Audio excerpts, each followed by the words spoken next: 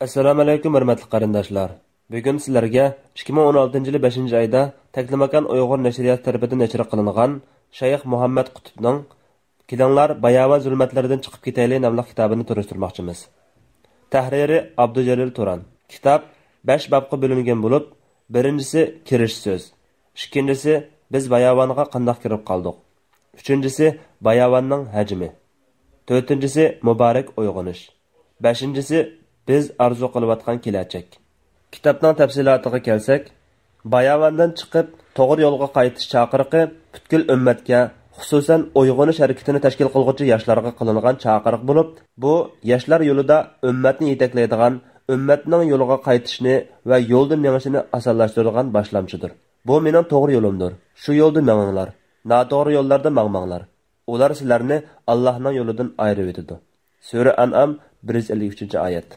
Avtor bu sahifalarda ummatning Bayavoniga qanday kirib qolganligini, qisqagina bir mezgilda ruhiy, ideviy, axloqiy, siyosiy, iqtisodiy va ijtimoiy jihatdan ummatning hayotini bir butun qoplab ketgan ashu Bayavonning doirasining qanchalik ekanligini, muborak uyg'onishning garchi uning salbiy taraflari va chechalang'uliklari bo'lsa-mu, mushu daqiqalarga qadar o'z rolini qanday joriy qildirganligini yozib chiqqan. Undan keyin Allohning izni bilan uyg'onish voyaga yetib, ummat Bayavon zulmatlaridan to'liq chiqib bo'lgan hamda Allohning va'dasi bo'yicha yer sharida qudrati kuchaygan chaqdiki, biz o'zimdan beri arzu qilib kelayotgan go'zal kelajakning qanday bo'lganligi tasvirlangan. Alloh ichinglardagi iymon aytgan va yaxshi amallarni qilgan kishilarga ulardan burun o'tganlarni zaminda hukmron qilgandek, ularni cho'qim hukmron qilishni, ular uchun tanlagan dinni cho'qim mustahkam qilib berishni va ularning qo'rqinchisini amallikqa aylantirib berishni va'da qildi. Ular menga ibodat qiladi, menga hech narsani sherik keltirmaydi. Sura Nur 55-oyat. Ummatga Bayavondan chiqishning to'g'ri yo'lini va u yo'lda mengishning to'g'ri prinsipini ko'rsatishga Alloh mas'ul. Aytqinki, bu mening yo'limdir. Kishilarni Allohga da'vat qilaman.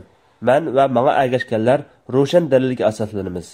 Alloh paktur, men mushriklardan emasman. Sura Yusuf 1-8-oyat. Bugun islom ummati Alloh rahim qilgan kishilardan boshqalar Bayavon zulmatlari ichida yashayotdi.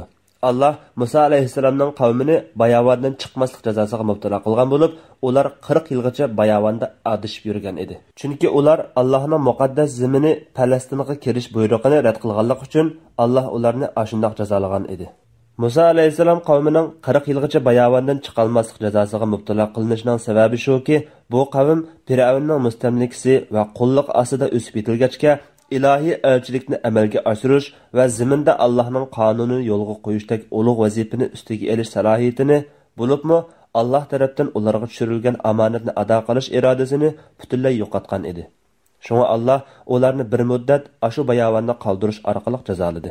Bu jarayonda qulluq va xorliq ichida o'sib yetilgan bu qo'rqinchoq atalar olamdan o'tib, ularning o'rnini cho'lda o'sib yetilgan yangi bir avlod egalladi.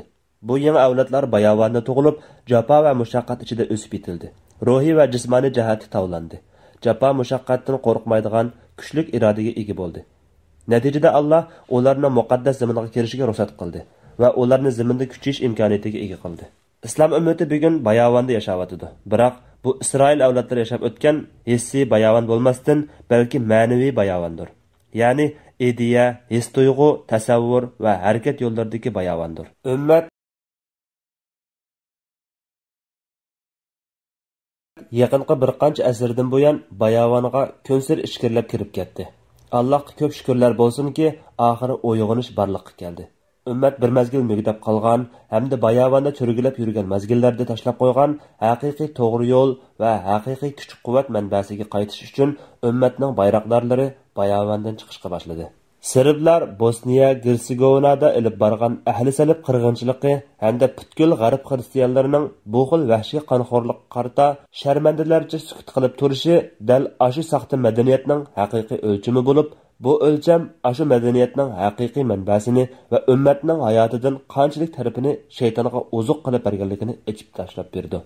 Garchi ahvol yuqorqidek bo'lsa-mu, biroq u atalmish madaniyatlik dunyo sodir qilgan yoki uningga qarata sharmandalarcha sukut qilgan yoki oshkora va yoshirin holatda uningga olqish yangratgan birdan bir vahshiylik emas. Chunki Tojikiston, Hindiston, Kashmir, Falastin, Filippin va vatanimizda bo'layotgan irqiy qirg'inchiliklar yer sharining boshqa joylaridagi vahshiy qirg'inchiliklarni hargizmi Bosniya, Hersegovinadagi qirg'inchiliklardan tuvan degili bo'lmaydi. Undaqda islom ummati ichidagi g'arbga aldanganlarning hushiga keladigan va o'zini bayavan zulmatlardan qutuldiradigan vaqti yetib kelmadimi? Kitobning tafsiliy mazmunlariga qiziquvchi do'stlar, kitobni boshdan oxiri tafsiliy o'qib chiqishingizni tavsiya qilamiz. Hurmatli qarindoshlar, qanotimizga a'zo bo'lib, texnik ko'p kishilarning foydalanishi uchun hambaharlashni unutmag'aysizlar va tunishtirishni xohlagan kitoblarni